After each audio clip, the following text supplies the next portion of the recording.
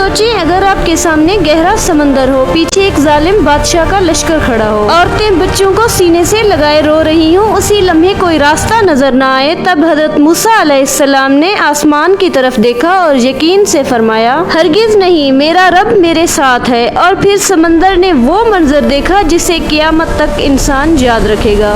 आज हम सुनेंगे फिरौन के अंजाम का वो वाक़या जिसने गरूर को हमेशा के लिए डबो दिया। मिस्र की रात अजीब खामोश थी। नील का पानी चांदनी में चमक रहा था। महल के मीनार आसमान को छूते महसूस होते थे और इस महल के अंदर सोने के तख्त पर बैठा था फिरौन। उसकी आंखों में गरूर था। हजारों गुलाम उसके सामने झुके खड़े थे। वो खड़ा हुआ, हाथ बुलंद किया, बुलंद आवाज में कहा, ए लोगो, क्या मिस्र की बादशाही मेरी नहीं? क्या ये नहरें मेरे हुक्म से नहीं बहती? दरबारी फौरन बोल उठे, आप ही हमारे रब हैं। फिरौन के चेहरे पर मुस्कुराहट आ गई, लेकिन उस शहर के कच्चे घर में एक माँ के दिल में खौफ की आग जल रही थी। आज हुक्म आया था, बनी इसराइल के हर नौमौलूद बेटे को कत्ल कर दिया जाएगा।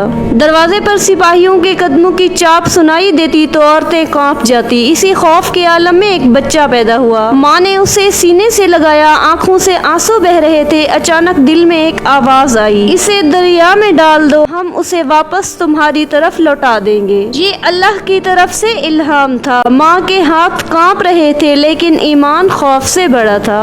उसने बच्ची को एक छोटे संदूक में रखा, नील के पानी के हवाले कर दिया। संदूक लहरों पर तैरने लगा। इधर महल में फिरौन की बीवी आसिया खिड़की से दरिया को देख रही थी। अचानक सिपाही दौड़ते हुए आए, मलका आलिया, दरिया में एक संदूक है। संदूक खोला गया, अंदर एक मासूम सा बच्चा मुस्कुरा रहा था। आसिया का दिल पिघल गया। वो बोली, ये हमारे लिए आंखों की ठंडक होगा, उसे कत्ल ना करो। फिरौन ने एक लम्हा सोचा और फिर हाथ हिला दिया, ठीक है, इसे पाल लो। इसे क्या खबर थी, जिसे वो अपनी मेहरबानी समझ रहा है वही उसकी बर्बादी का आगाज है। साल गुजरते गए, बच्चा जवान हो गया। मूसा, शाही लिबास, महल की तालीम, लेकिन दिल में अजीब सी बेचैनी थी। एक दिन शहर में उसने एक इसराइली को जुल्म सहते देखा। गुस्से में उसने मुक्का मारा और मिस्री मर गया। मूसा घबरा गए। उन्होंने फौरन कहा, ये तो शैतान का काम है। अगले दिन खबर फैल गई। फिरौन को मालूम हुआ, उसे गिरफ्तार करो। मूसा को शहर छोड़ना पड़ा। वो सहरा की तरफ निकल गए, तन्हा, बेघर, लेकिन अल्लाह के सहारे। सहरा की गर्मी, प्यास, तन्हाई, मगर यही तन्हाई उन्हें नबूवत तक ले जाने वाली थी।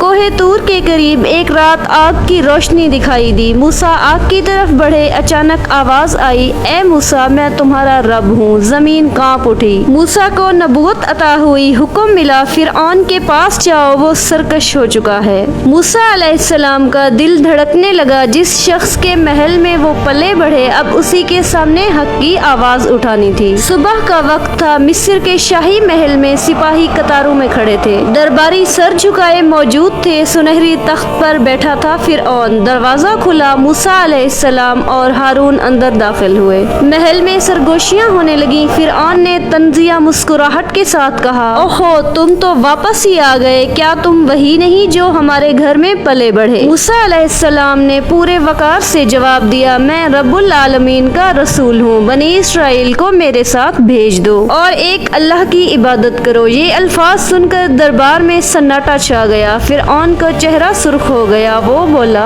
अगर तुम सच्चे हो तो कोई निशानी पेश करो। मूसा अलैहिस्सलाम ने अल्लाह के हुक्म से अपना असा जमीन पर डाला। अचानक वो एक अजीम सांप बन गया। दरबारी पीछे हट गए। खौफ फैल गया। फिर मूसा अलैहिस्सलाम ने अपना हाथ बगल में रखा और निकाला। वो चमक रहा था जैसे नूर की किरण हो। फिरौन ने फौरन कहा, ये तो खुला जादू है। तुम लोगों को अपने मुल्क से निकालना चाहते हो। उसने मशीरों को हुक्म दिया, पूरे मिस्र से माहिर जादूगर जमा करो। मैदान लोगों से भर चुका था। हर तरफ शोर था। फिरौन अपने तख्त पर बैठा था पूरे गरूर के साथ। जादूगर आगे बढ़े। उन्होंने मूसा अलैहिस्सलाम से कहा, पहले तुम फेंकोगे या हम? मूसा अलैहिस्सलाम ने फरमाया, तुम ही शुरू करो। उन्होंने अपनी रस्सियां और लाठियां फेंकी। लोगों की आंखों पर जादू का असर हुआ। मैदान सांपों से भरा नजर आने लगा। लोग खौफजदा हो गए। अल्लाह ने मूसा अलैहिस्सलाम से फरमाया, डरना नहीं, तुम ही गालिब रहोगे। मूसा अलैहिस्सलाम ने असा फेंका। वो एक अजीम अजदहा बन गया और पलक झपकते में सबको निगल गया। मैदान में सन्नाटा छा गया। जादूगर फौरन सजदे में गिर पड़े। वो पुकार उठे, हम ईमान लाए हैं मूसा और हारून के रब पर।